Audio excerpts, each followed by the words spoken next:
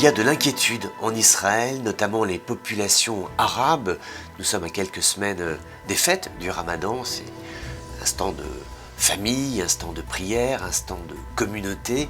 On sait que des décisions sanitaires ont été prises pour éviter la propagation du coronavirus, parfois des décisions difficiles comme fermer les mosquées, mais cela s'imposait.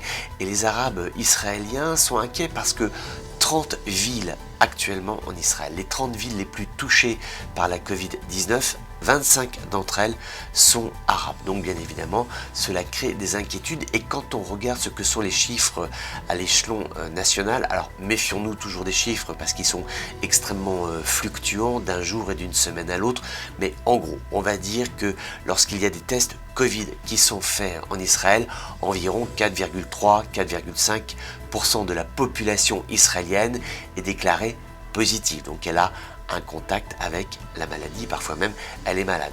Du côté des Arabes israéliens, les chiffres sont beaucoup plus importants, ils sont entre 13 et 14%. Est-ce que les vaccinations seront faites à temps ? Les Arabes israéliens pensent qu'il y a de la lenteur. Et puis, un autre sujet d'inquiétude en Israël qui concerne les populations bédouines, c'est environ 150 000 personnes, donc ça commence à faire vraiment du monde, qui résident souvent dans des lieux qui sont jugés illégaux par les autorités israéliennes. Donc ce sont des populations qui sont mobiles, qui sont pastorales, qui se déplacent. Mais la question du suivi sanitaire de ces populations ne nous permet pas aujourd'hui de disposer de chiffres précis.